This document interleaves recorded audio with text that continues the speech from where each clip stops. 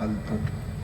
स्वर्ग कहीं आकाश में नहीं है जहां पहुंचना पड़ेगा आपको, नरक कहीं नीचे पाताल में नहीं है जहां गिरना पड़ेगा आपको। स्वर्ग और नरक जीते जी मनुष्य को प्राप्त होता है।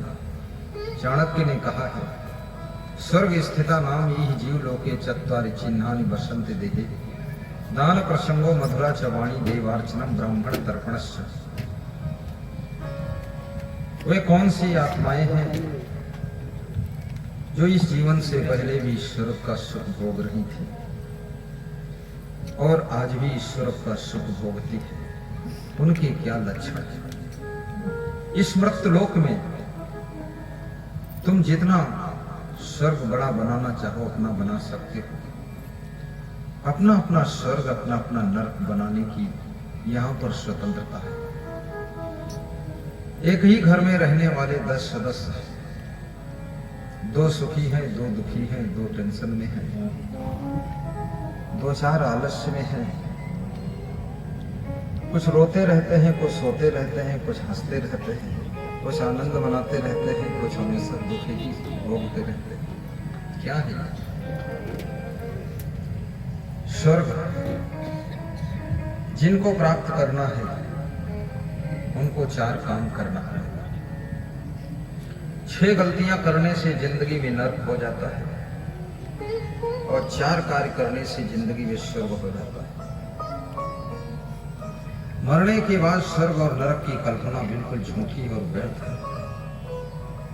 आकाश में कोई ऐसा स्थान नहीं जहां स्वर्ग बना और भगवान तुम्हारा कोई मजदूर नहीं है जो तुम्हारे लिए स्वर्ग बनाए। और भगवान इतना क्रोधी भी नहीं जो तुम्हारे लिए नरक खोदे उसमें ढकेले तुमको। वो तुमको क्यों ढकेले, क्यों पाप कमाए?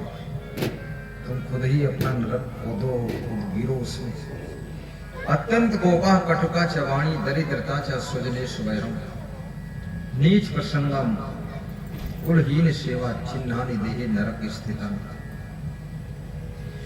ये सब मैं नीति शास्त्र की श्लोक बोल रहा हूं। अत्यंत कोपा, जिसको अत्यंत क्रोध आता है, फालतू क्रोध आता है, खाम खाम गुस्सा आती है।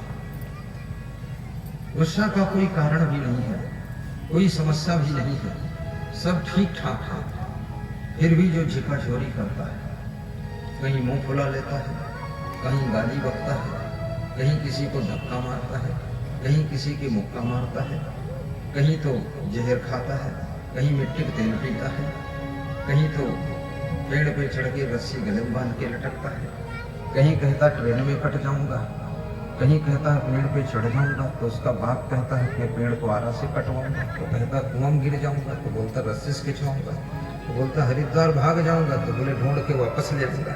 अरे गधों, ये भगवान क्या बना रहे? यही नरक है, खाम खाम क्रोध करना। खुश रहने में क्या बुराई है, क्या परेशानी है? भोजन मिल रहा है, कपड़े मिल रहे हैं, सोने का स्थान भी है, नहाने का पानी भी है, साबुन भी है। इसके अलावा जरूरत क्या है?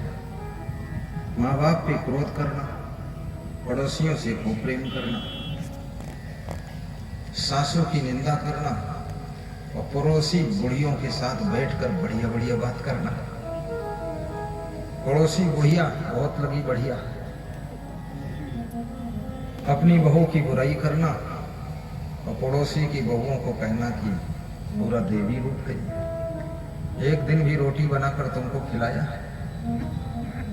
जो तुमको रोटी बनाकर खिला रही है उसकी तुम बुराई कर रहे हो। तुम सासू तो बन गई, लेकिन सासू बनने का तुमको ज्ञान नहीं है। सासू में लक्षण क्या होना चाहिए?